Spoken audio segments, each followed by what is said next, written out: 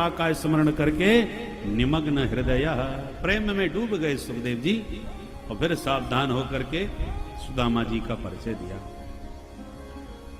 कृष्णस्यासीत् सखा कश्चित् ब्राह्मणो ब्रह्मवित्तमः विरक्त इंद्रियार्थेषु प्रशांतात्मा जितेन्द्रियः। सुदामा जी महाराज भगवान कृष्ण के मित्र हैं, ब्राह्मण हैं, ब्रह्मविद वरिष्ठ हैं और साथ ही साथ इंद्रियों से विरक्त रहने वाले हैं, प्रशांतात्मा हैं और इंद्रियों पर संयम रखने वाले हैं। 2 अध्यायों में सुदामा जी का चरित्र गाया, पर एक बार भी सुदामा नाम नहीं लिया, व्यक्तित्व का परिचय दिया।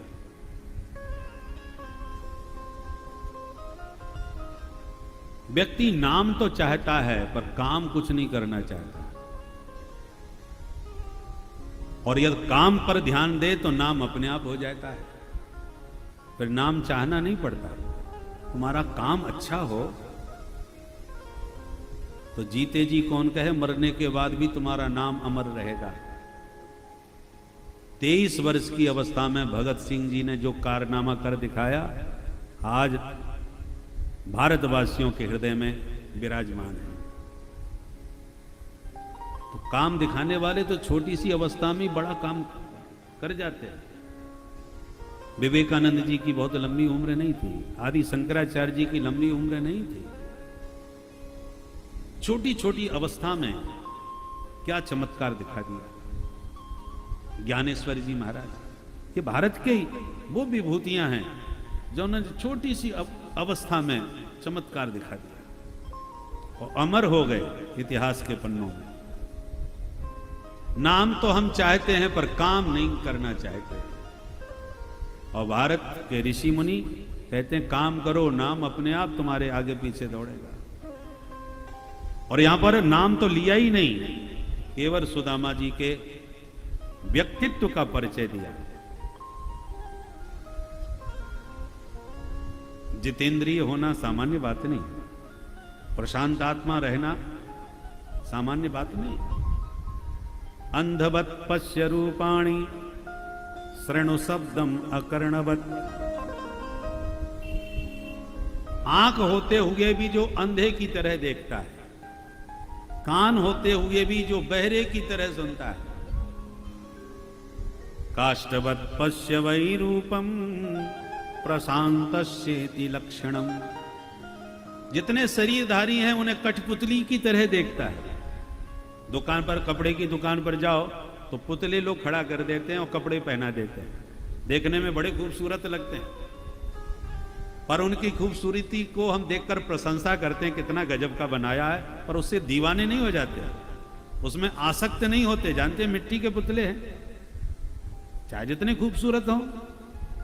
उसी प्रकार काष्ठवत पश्य वही देहम, संसार के शरीरधारियों को देखते हैं, परंतु उस शरीर में भगवान की कारीगरी देखते हैं। ठाकुर जी ने क्या बढ़िया नाक नक्शा बनाया है, क्या सुंदर पुतला है, क्या सुंदर पुतरिया है, परंतु ये सब मिट्टी के पुतले हैं। इसलिए दृष्टि चाहे कोई कितना भी खूबसूरत हो, उसके सौंदर्य का वर्णन करेंगे, उसका दर्शन करेंगे, निहारेंगे, पर उसमें आसक्त नहीं होंगे, क्योंकि जानते हैं कि मिट्टी के घटे कभी भी फूट सकते हैं। ऐसी दृष्टि रखने वाले महापुरुष को प्रशांत आत्मा कहते हैं। प्रशांतस्येति लक्षणम, ऐसे हैं सुदामा जी महाराज। इनकी धर्मपत्नी सुशीला जी बेचारी बड़ी दरिद्र हैं, और भागवतकार की दृष्टि में दरिद्र कौन है? जो अपने जीवन में असंतुष्ट रहता है। कभी कभी धनहीन व्यक्ति भी मन से बड़ा धनवान होता है, और कभी वही बहुत श्रीमान धनवान व्यक्ति भी मन से महादरिद्री होता है।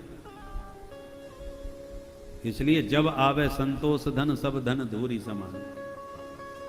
जीवन में संतुष्टि मिले, तो थोड़े में भी यदि आप संतुष्ट हैं तो आपसे बड़ा धनवान कोई नहीं।